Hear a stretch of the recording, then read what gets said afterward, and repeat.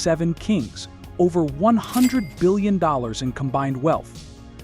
But only a few dare to reveal how far their power truly stretches.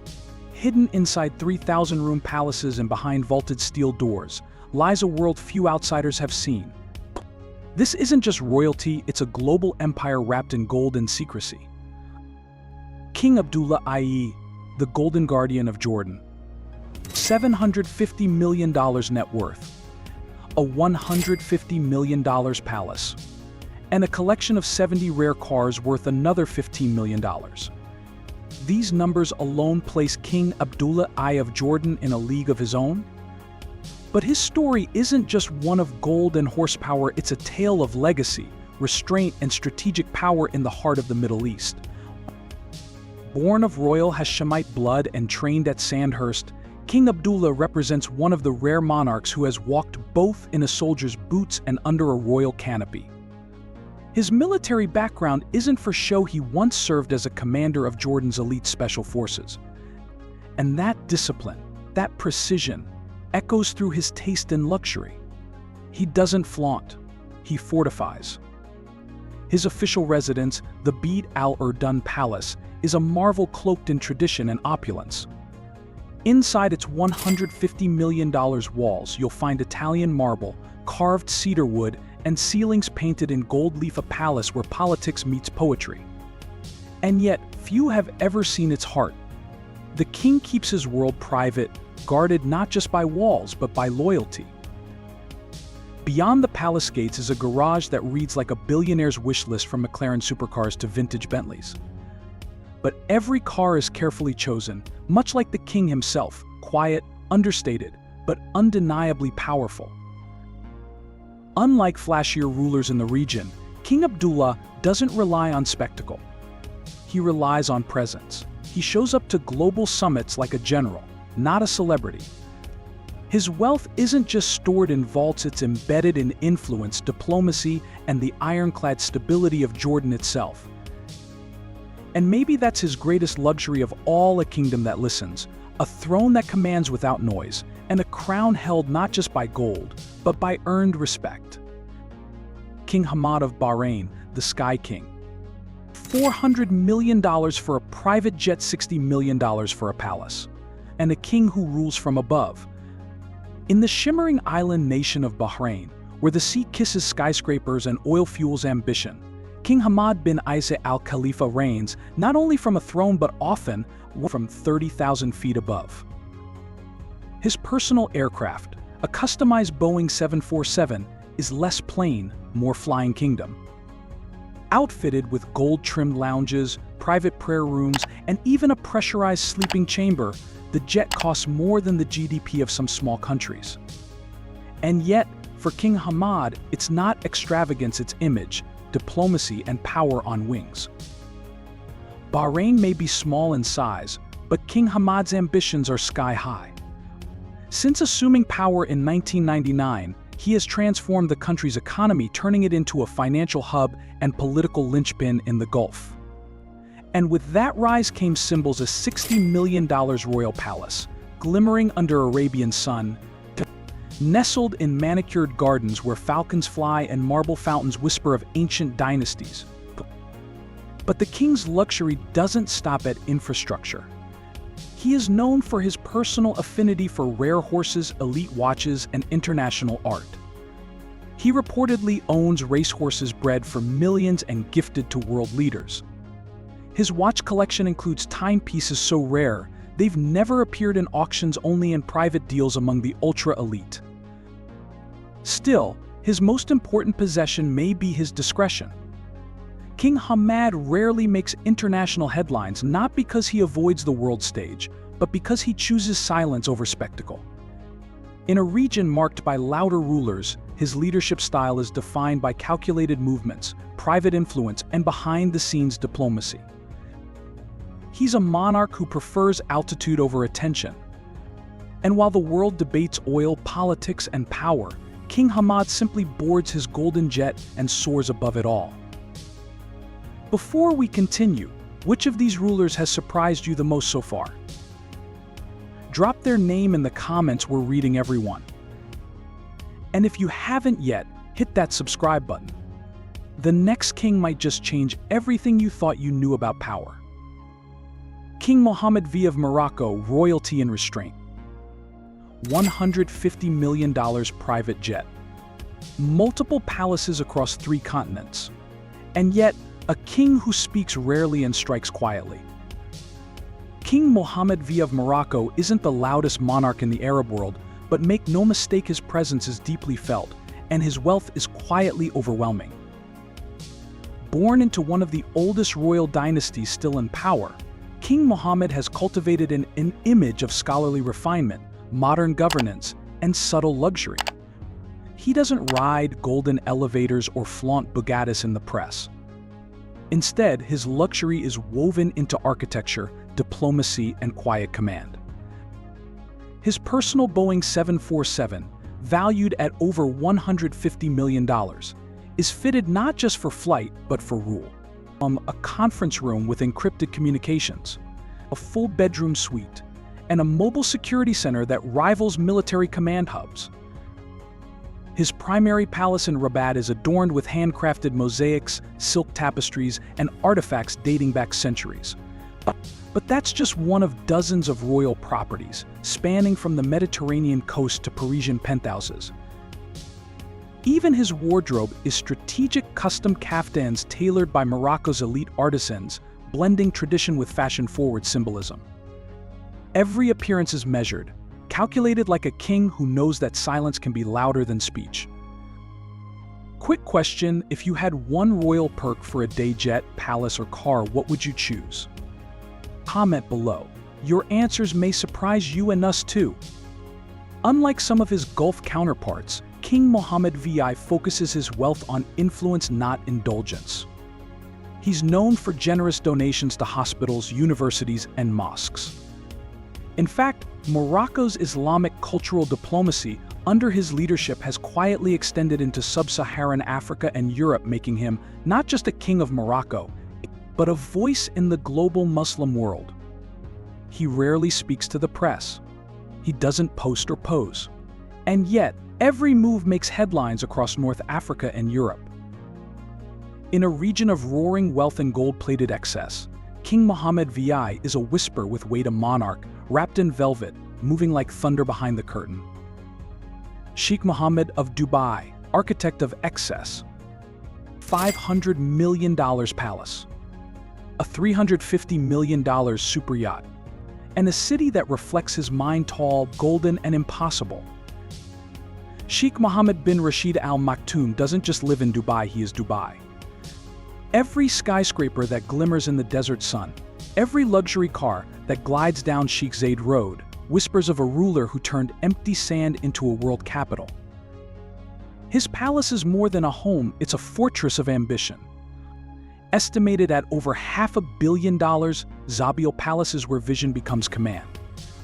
Inside, you'll find Persian carpets worth the price of yachts, walls layered with 24-karat gold leaf, and a private zoo reserved for royal guests. But it's on the water where Sheikh Mohammed truly sails above the rest. His super yacht, Dubai, valued at $350 million, stretches over 530 feet and includes a pool, cinema, disco hall, and helipad. It's not transportation, it's a floating kingdom.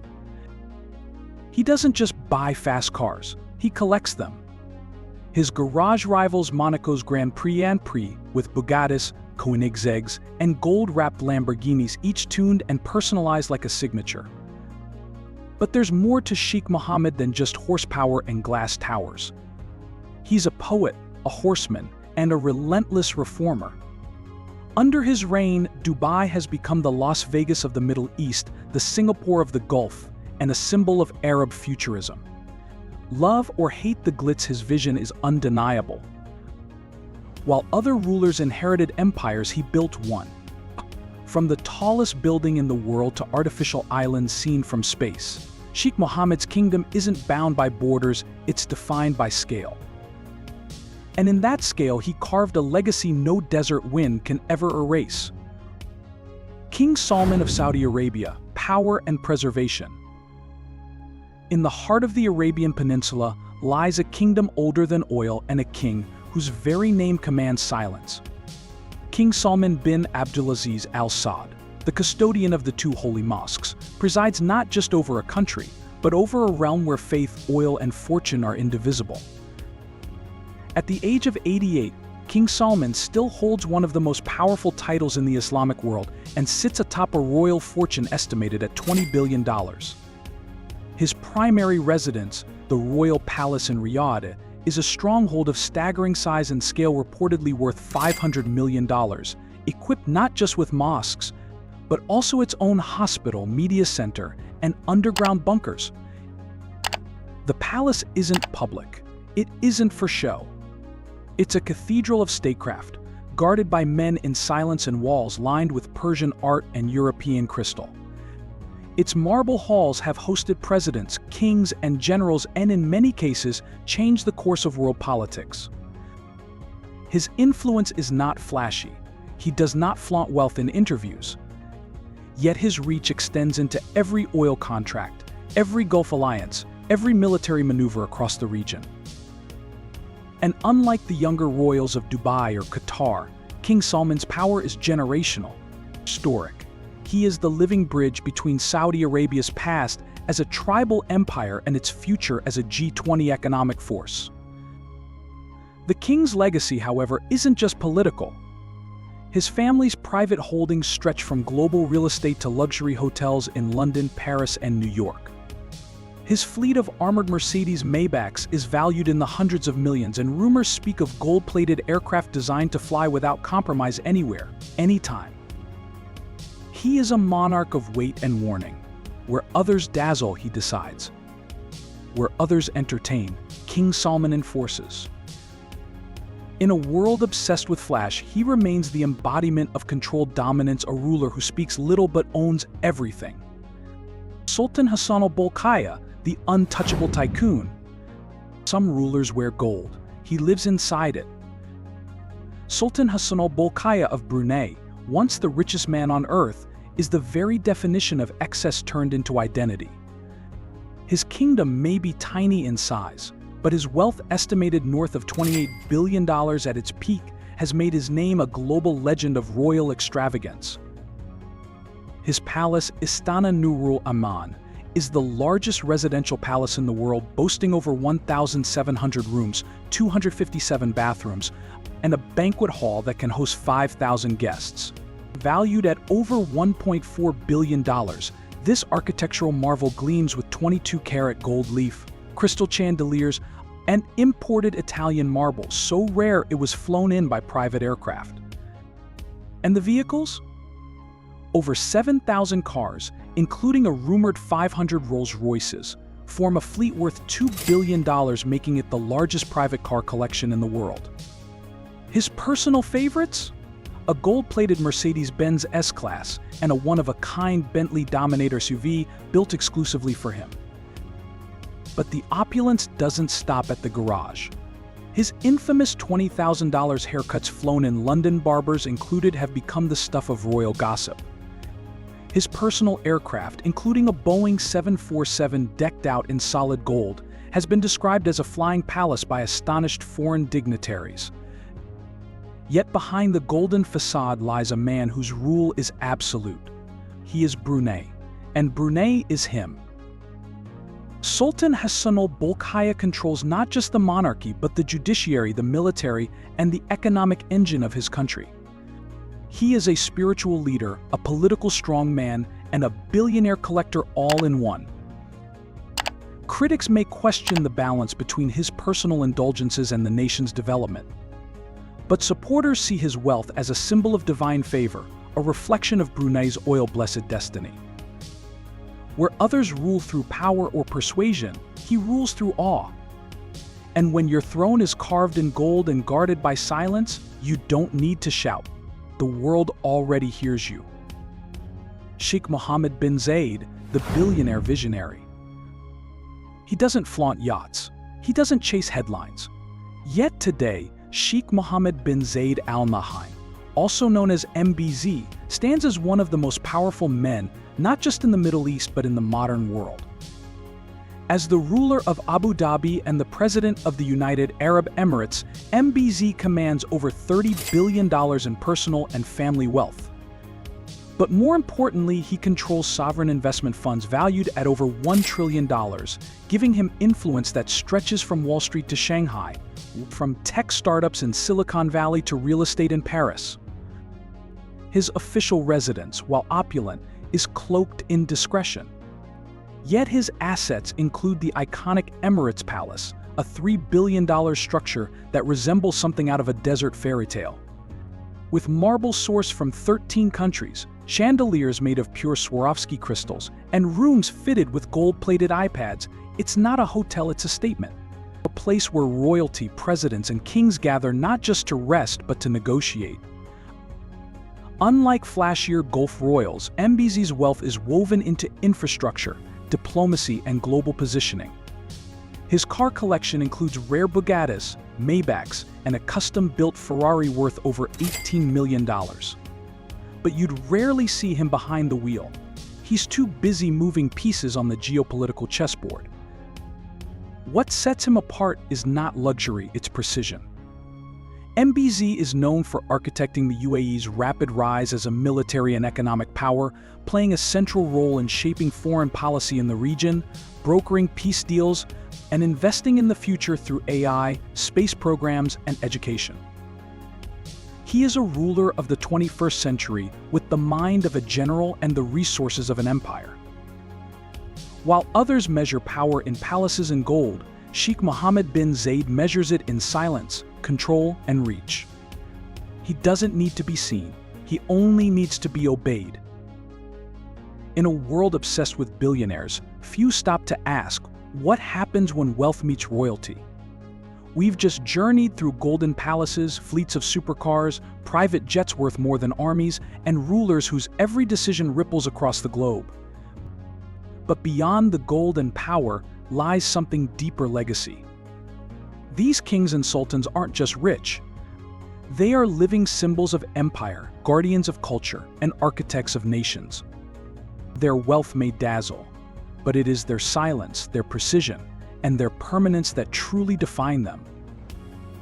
As you step away from this video, remember, in the shadows of oil and gold, some crowns shine brighter when worn in silence. If you found this journey compelling, subscribe for more untold stories from the Billionaire Zone. The next ruler might be watching, and they never blink.